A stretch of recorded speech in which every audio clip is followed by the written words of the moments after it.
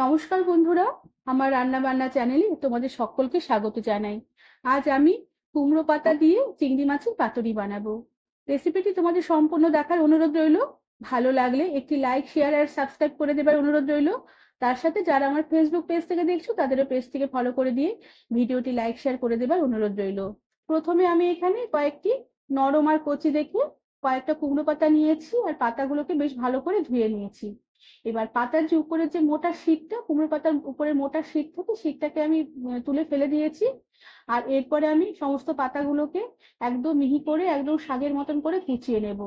সমস্ত পাতাগুলোকে শাকের মধ্যে কুচিয়ে নেবার পরে এবার আমি পাতাগুলোর মধ্যে অল্প করে একটু নুনের ছিটে ছড়িয়ে দেব। নুন দিয়ে পাতার গায়ে বেশ ভালো করে মাখিয়ে নেব। এতে যে কুমড়ো পাতা নুন মাখানোর জন্য বেশ মজে আসবে। আর কুমড়ো পাতা মাখাতে মাখাতে কুমড়ো পাতা থেকে জল বেরিয়ে আসবে। আর বেশ ভালো করে পাতাগুলোকে একটু চটকে চটকে মেখে নেবার পরে পাতাগুলো রস বেশ ভালো করে নিংড়ে বের করে নেব। এতে কুমড়ো পাতার যে জল আছে সে জলটা সম্পূর্ণ বেরিয়ে আসবে, রান্নাটা তাড়াতাড়ি হবে। আর এতে পাতাগুলো মজে আসবে আর খেতেও বেশ স্বাদটা ভালো লাগবে। এভাবে সম্পূর্ণ পাতাগুলোকে বেশ নিংড়ে বেশ ভালো করে জল বের করে নিয়েছি। তবে জলটা আমি রান্নাতে ব্যবহার করব না, এই জলটাকে ফেলে দেব। এরপরে আমি কয়েকটা চিংড়ি মাছ খোসা ছাড়িয়ে বেছে নিয়েছি আর মাছগুলোকে বেশ ভালো করে ধুয়ে নিয়েছি। এবার এই চিংড়ি মাছের মধ্যে অল্প করে একটু নুনের ছিটে ছড়িয়ে দিলাম আর তার সাথে অল্প করে একটু হলুদ গুঁড়ো ছড়িয়ে দিলাম।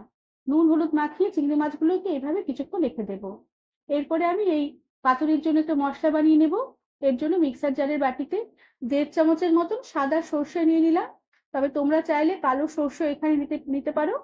আর তার সাথে নিয়ে নিলাম আমি অল্প করে ওই 1 চামচের মতন পোস্ত নিয়ে নিলাম। আর তার সাথে ঝালের জন্য দুটো কাঁচা লঙ্কা নিলাম, ঝালটা তোমরা তোমাদের নিজেদের রুচি অনুযায়ী দেবে। আর তার সাথে অল্প করে শুকনো নারকেলের পাউডার বা কোকোনাট পাউডার নিয়ে নিলাম। তবে তোমরা চাইলে এখানে তাজা নারকেলও ব্যবহার করতে পারো, তবে সেক্ষেত্রে স্বাদটা খুব ভালো হবে। এবারে সমস্ত এই সর্ষে পোস্ত নারকেল শুকনো অবস্থায় গুঁড়িয়ে নেব। এরপরে অল্প জল দিয়ে সমস্ত মশলাগুলোকে বেশ ভালো করে পেস্ট করে নেব। এরপরে আমি রান্নাটা শুরু করব। এর জন্য কড়া বেশ ভালো করে গরম করে নেবার পরে কড়াতে পরিমাণ মতন তেল দিয়ে দিলাম। এবার তেল গরম হয়ে উঠলে আমি নুন হলুদ মাখানো চিংড়ি মাছগুলোকে তেলের মধ্যে অল্প কিছুক্ষণ নেড়ে চেড়ে নেব।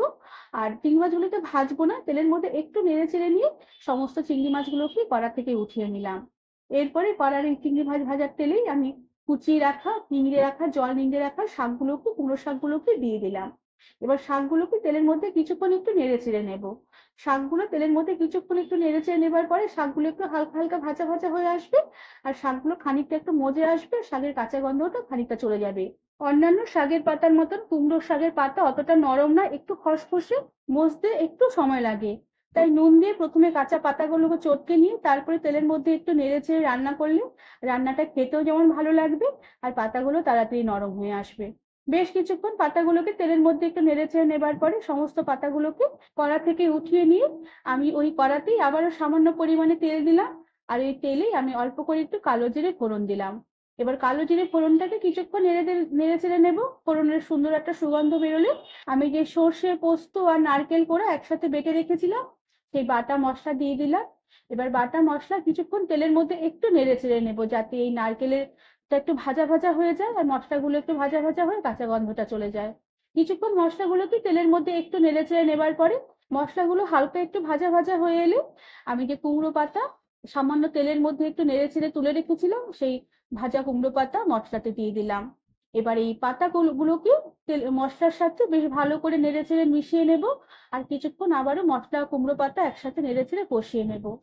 এরপরে পরিমাণ মতো নুন দিয়ে দিলাম আর তার সাথে পরিমাণ মতো হলুদ গুঁড়ো দিয়ে দিলাম। সাথে যে মশলার বাটিতে মশলা বেটে নিয়েছিলাম সেই মশলার বাটিতে অল্প মশলা লেগেছিল, সেই বাটিটা ধুয়ে অল্প করে একটু জল দিয়ে দিলাম। এবার সমস্ত কিছু বেশ ভালো করে নেড়ে চেড়ে মিশিয়ে নেব। এরপর গ্যাসের আঁচ একটু কমিয়ে দেব আর ঢাকা দিয়ে রেখে কিছুক্ষণ লো আঁচে আমি কুমড়ো শাক মশলা একসাথে রান্না হতে দেব। এতে কুমড়ো শাকগুলো তাড়াতাড়ি যেমন মজে আসবে আর মশলাটাও বেশ ভালোভাবে কষানো হবে, খেতেও বেশ ভালো লাগবে। আর কিছুক্ষণ ঢাকা দিয়ে রেখে রান্না করে নেবার পরে ঢাকনা খুলে দিয়ে আরো কিছুক্ষণ কুমড়ো পাতা মশলা বেশ ভালো করে নেড়ে চেড়ে কষিয়ে নেবার পরে ভাজা চিংড়ি মাছগুলোকে এবারে আমি কুমড়ো পাতাতে দিয়ে দিলাম। এবার চিংড়ি মাছগুলোকে কুমড়ো পাতার সাথে মশলার সাথে বেশ ভালো করে নেড়ে চেড়ে মিশিয়ে নেব। এতে মশলার ফ্লেভার গুলো মাছের মধ্যে বেশ ভালোভাবে ঢুকবে, খেতেও বেশ ভালো লাগবে। কিছুক্ষণ এভাবে নেড়ে চেড়ে নেবার পরে আমি অল্প করে গরম জল দিয়ে দিলাম। জলের পরিমাণটা খুবই সামান্য দিলাম যাতে তরকারিটা একটু মাখা মাখা হয়। এরপরে আমি কয়েকটা চেরা কাঁচা লঙ্কা দিয়ে দিলাম, এতে এই পাতুরির ফ্লেভারটা বেশ ভালো আসবে। আর তার সাথে স্বাদের ব্যালেন্সের জন্য অল্প করে চিনি দিয়ে দিলাম। চিনিটা এখানে অল্প করে দিতেই হবে, তাহলে স্বাদের ব্যালেন্স আসবে, যেহেতু পাতুরি খেতেও বেশ ভালো লাগবে। এবার সমস্ত কিছু বেশ ভালো করে নেড়ে চেড়ে মিশিয়ে নিই। গ্যাসের আঁচ একদম কমিয়ে দেব, ঢাকা দিয়ে রেখে লো আঁচে আমি কিছুক্ষণ রান্না করব, যতক্ষণ না এই পাতুরির জল একদম শুকিয়ে গিয়ে একদম মাখা মাখা হয়ে আসে। কিছুক্ষণ এভাবে লো আঁচে ঢাকা দিয়ে রান্না করে নেবার পর ঢাকনা খুলে দিয়েছি। পাতুরির জল বেশ অনেকটাই শুকিয়ে এসেছে, আর খুব সুন্দর একটা ফ্লেভার বেরোচ্ছে। আর এরপরে বেশ ভালো করে আবারও নেড়ে চেড়ে নেব, যাতে এই পাতুরির জল বেশ অনেকটাই শুকিয়ে গিয়ে একদম প্রায় গামাখা গামাখা হয়ে আসে। আর সবশেষে উপর থেকে একটু কাঁচা সর্ষের তেল ছড়িয়ে দেব, এতে পাতুরির স্বাদ অনেক গুণ বেড়ে যাবে। এবার সর্ষের তেল দিয়ে বেশ ভালো করে নেড়ে চেড়ে নিয়ে ঢাকা দিয়ে রেখে গ্যাসের আঁচ বন্ধ করে দিয়ে কিছুক্ষণ স্ট্যান্ডিং টাইমে রেখে দেবার পরে এই পাতুরির রেসিপিটি আমি সার্ভ করে দেব। বন্ধুরা, তোমরা এইভাবে কুমড়ো পাতা দিয়ে চিংড়ি মাছের পাতুরি সহজেই বানিয়ে নিতে পারবে। খেতে অপূর্ব স্বাদের হয়, গরম গরম ভাতের সাথে খেতে দারুণ লাগবে। রেসিপিটি তোমাদের ভালো লাগলে একটি লাইক, শেয়ার আর সাবস্ক্রাইব করে দেবার অনুরোধ রইল। তার সাথে পাশে থাকা বেল আইকনটা প্রেস করে দেবে, যাতে আমার সব নতুন ভিডিও নোটিফিকেশন সবার আগে তোমাদের কাছে পৌঁছে যাবে। আজ তাহলে আসি, পরে আবার একটি নতুন রেসিপি নিয়ে দেখা হবে। ধন্যবাদ বন্ধু।